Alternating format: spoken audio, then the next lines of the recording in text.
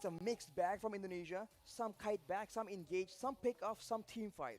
Whereas for Cambodia, it's full metal, pedal to the metal. They want to go all the way in and take out Indonesia. Oh man. Indonesia with the Kadita, they're basically trying to limit that move speed. They're trying to limit that mobility from Cambodia with another Petrify. Another CC lock hero that we just mentioned earlier. That's basically the tools for Indonesia to win. That's their win condition. If they can actually burst someone down, petrify them, stun them up for the rest of the members to follow up, it's going to be a good day, a good game for Indonesia.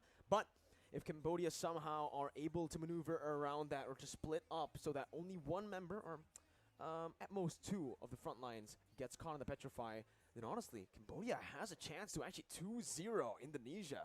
I think it comes down again to the execution this time. I think having a combination of the Yuzong and the Kadira, we've seen something similar from Indonesia when they're up against a very solid gold laner. Someone to dive and threaten the gold laner, and someone to completely annihilate him with like an assassin pick. So I think Kadira can serve that purpose, but now we're straight back into the Land of Dawn, Mirko. Well, once again, ladies and gentlemen, we're jumping into the Land of Dawn, where Indonesia is trying to equalize, and Cambodia are trying to secure the grand final position with Dreams already very aggressively moving into the enemy jungle, taking a whole lot of damage here as Danger rotates as well. It's first blood before the first minute of the game. Cambodia are on fire. Bit of a disaster trying to get information on a Kadita. Very, very squishy. Yes, you have the blessing of the ocean, but you need to survive for that to actually work out.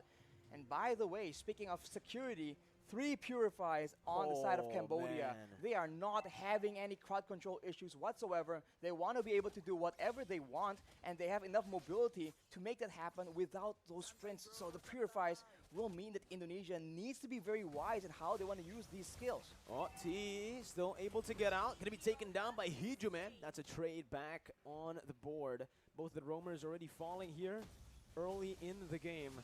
But I do feel like, again, in terms of that mid-control, this Yves with the Kadita will definitely have a bit of an edge. Clearing out the waves a bit faster to rotate and to provide more help across the side lanes. If they roam S3 along with Taz on the Akai, they actually have more advantage, but look at this dive! Oh, Lutsu, too aggressive! Gonna be taken down, punished, and that's the real-world manipulation as well. A very aggressive play from Cambodia, but this time it might be too aggressive as Taz jumps in with a heavy spin, instantly knowing where Boom is. The Furious dive as well from Psychox to pick up the kill and to take the lead in Game 2. They have the pressure, and now they can go for the turtle, because for Cambodia, this Faramis can save some of their members from the big burst damage, but hang on, as we say that though, that is Deja picking up a kill onto Psychox. Definitely not what Indonesia wants, but there we go. Turtle secured for Indonesia in minute number 2. It's still just a very slow game now that the action has happened early on, Arashi. Both teams will be waiting for the neutral objectives. They don't really want to go for anything too crazy, but just as I say it, Lutsu will be caught for the second time in this game. And this time it's by Dreams, who's taking it a bit personally, that first kill. And you can see as well, Brand's just having a good time on that Melissa against the Irith though. Breath of Ocean popped in, OP going to be sandwiched by Indonesia. The real world manipulation as well, forcing OP to use that ultimate to get out of the range. It's still OP who can survive, who can still get out, but look at the waves.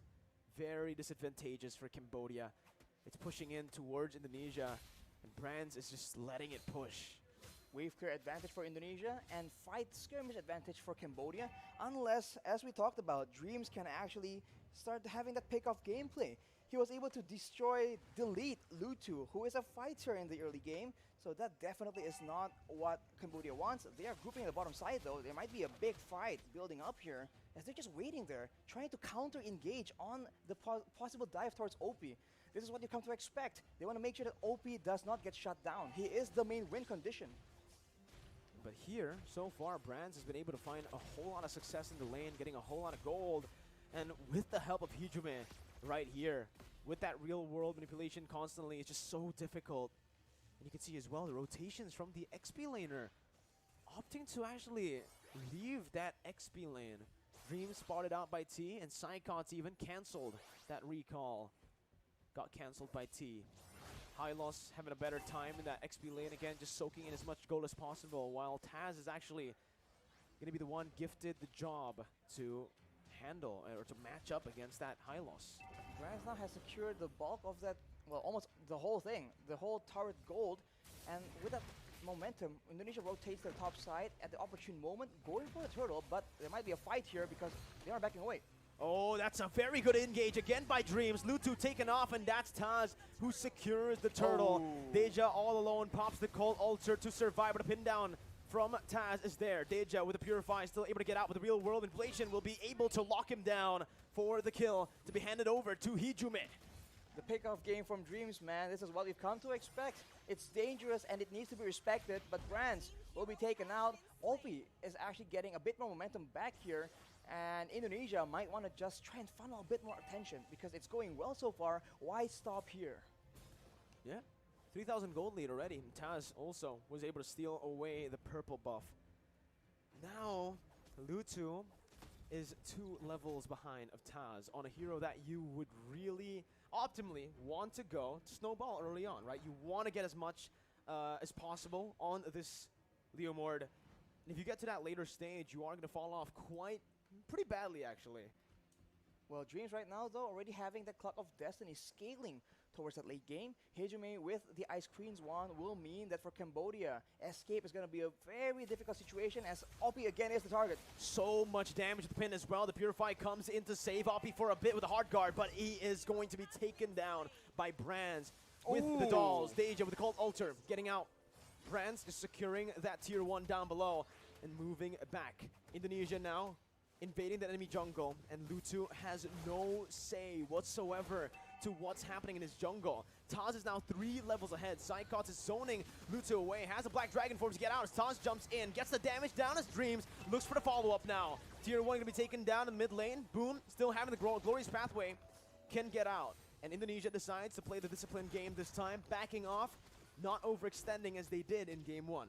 If Indonesia maintains this discipline and plays with that vision, they have so many tools to start off that pick-off gameplay. And for now, at least until later on in the game, the members from Cambodia are going to be way too squishy to push into a Iesf, a Kadita, as well as a Yuzong. This early game is very strong from Indonesia, and they are completely abusing it to go for the purple buff, it seems, right now, because Boom is taken very low with the real manipulation, almost taken out, flickers away, and I think Indonesia will be able to secure this purple buff. That's a sad day for Lutu on the Cambodian side.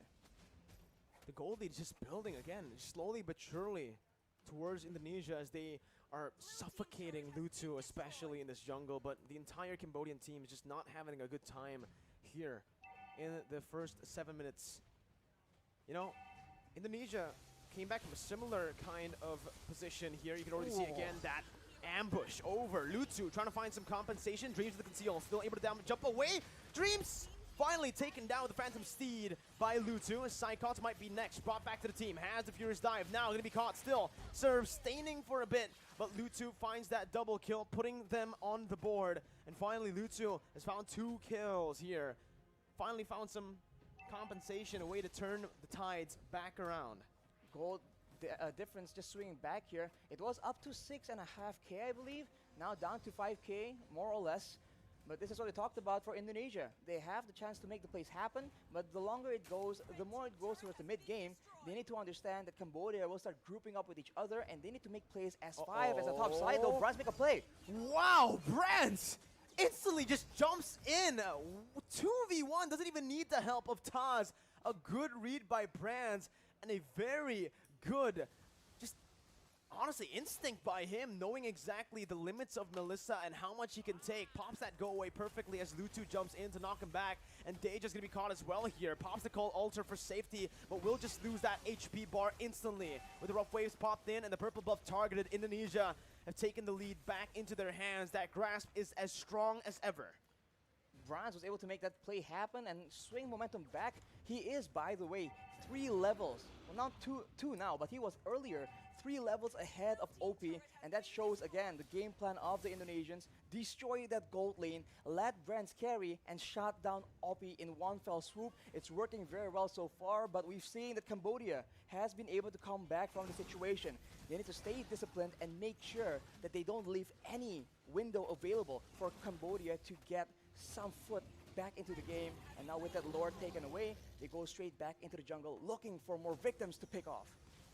Here, Indonesia again opening up the side of the map here. Boom going to be caught, but Furious Dive has the glorious pathway to escape. That real world manipulation almost took him down, but Indonesia will just pull back. Again, they got the lord. They don't need to go for anything too aggressive. Given the orange buff over to Brands and securing just that lead, backing off, playing it disciplined. We talked about having different tools of engaging, by the way. Furious Dive Petrify, Breath of the Ocean Petrify, and the Heavy Spin. So many things for the members of Cambodia to watch out for, especially if you're OP.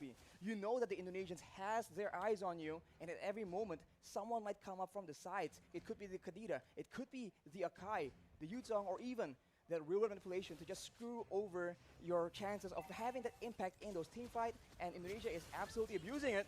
Taz finding a good pin down onto Boom with the help of the real world manipulation, but the Call Altar is placed down there, only for him to get silenced as that's OP again in the back line. It's taken so low, but a passive from Psychods. Brands picks up a mega kill, and it's a 2-4-0. Indonesia in that skirmish finding everything they need to look for the end right now. Deja looking for it. OP going to be taken very low, taken down by Taz as he jumps forward with Retribution as well. T bursted down, and the base is wide open in 10 minutes. Indonesia equalize. Wow. All the fighters, all the skirmish capabilities from Cambodia doesn't even matter because Indonesia will outmaneuver them and in that mid-game just outpick them.